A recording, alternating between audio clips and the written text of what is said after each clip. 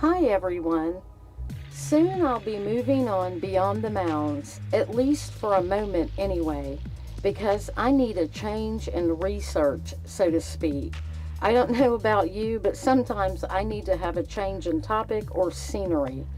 And it usually leads me to other interesting finds and brings me back around to the initial topic anyway. I do want to pause on the topic with the words of others and what their research led them to. There are too many notable researchers out there doing great work or have done great work in leading others to the, let's say, obvious now, especially regarding the history of our country and our spiritual reality. So, as I have continued to read and study on this topic, sorting through countless of these old articles, it has led me to books and videos on the subject.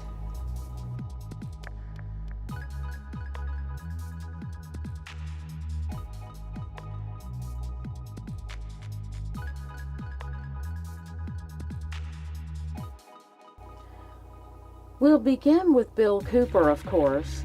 As many of you know, back in the early 90s, Mr. Cooper was shedding a lot of light on many things about our country, and one of the topics that correlates to the Indian mounds is the worship of the feathered serpent, or the plumed serpent, which derived from Mexico or the Mayans.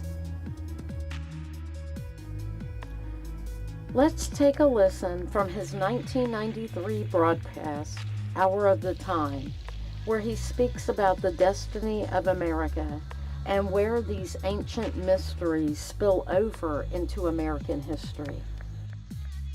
Of the earth, the priesthoods of the sacerdotal colleges, the hierophants of the mystery schools, and the adept masters of the secret societies have been the guardians of man's noblest purpose, the perfection of his own kind. It is the inalienable right of The cult heroes of the Mayans were followers of the mystery school teachings, which ties into the Egyptian or Babylonian mysteries. the snake. Quetzalcoatl appeared as the great sorcerer, magician, or necromancer. He performed miracles, and upon his departure his secrets were entrusted to an order of priests governed by a hierophant or master.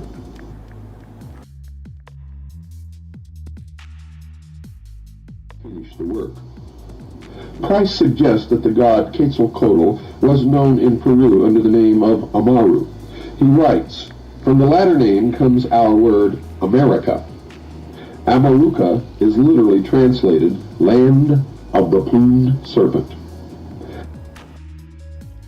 One of the Mayan heroes who came to the Americas claiming he was a snake built the House of Darkness.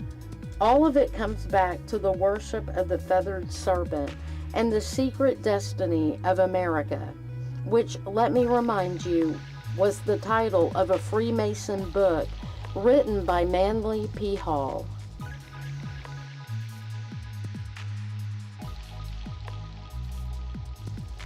Browsing some of the headlines concerning the feathered serpent, this article dated May of 1942 mentions the odd gods of Mexico.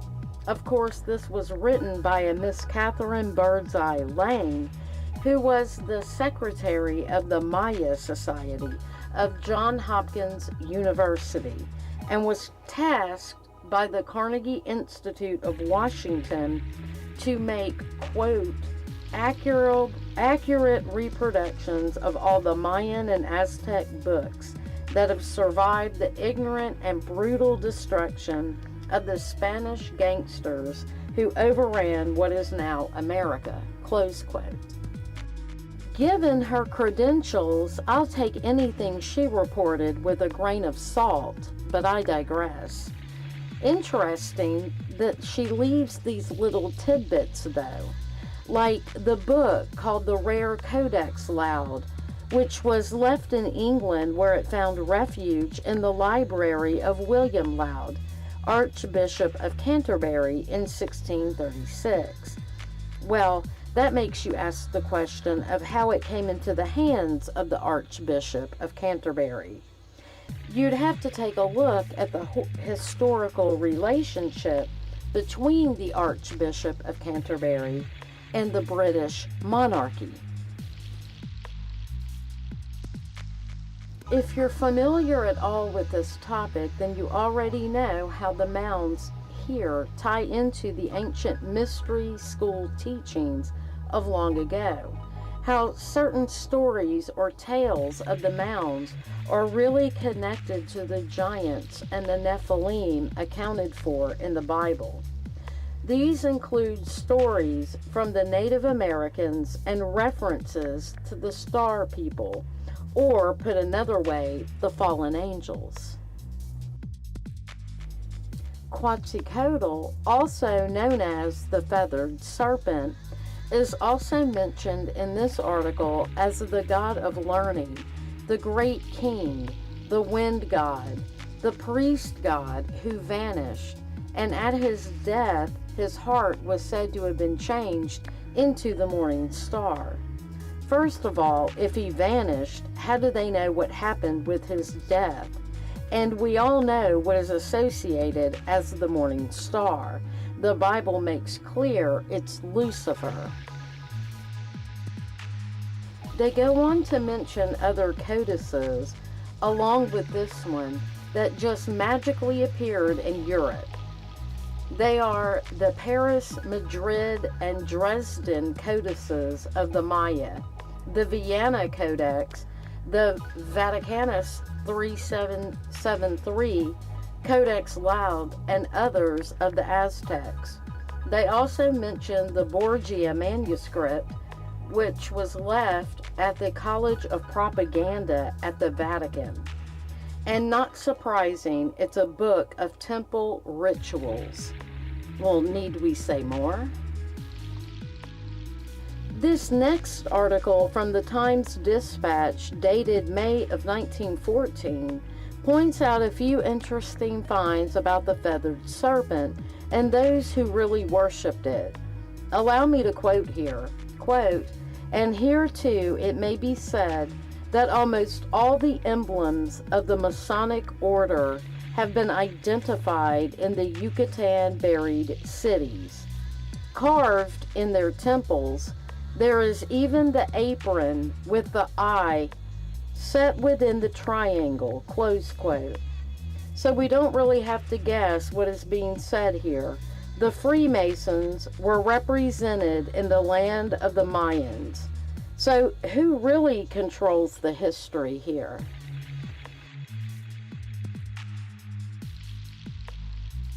It goes on to point out that it has been held by some scholars that Quetzalcoatl was really the Apostle Thomas. The Aztec name means feathered serpent, but the last syllable also means twin. In the picture writings, it's identified as telling the story of the fall. The tree of knowledge is often depicted as a cocoa tree, and a bird takes the place of the serpent.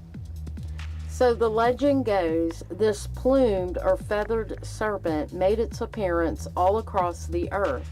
Many indigenous people have their oral traditions passed down through the generations about the feathered serpent and its visitation among its people. That's significant, isn't it? In this digital age, many of the oral traditions of long ago has been permanently removed from our dialogue for a reason. Whether we're aware of that or not is of little consequence to the bigger picture, and those who have held to occultic practices to ensure that most of us will be kept unaware. I pray we will continue to seek God's grace and mercy along with His wisdom and discernment of the time we are currently living in.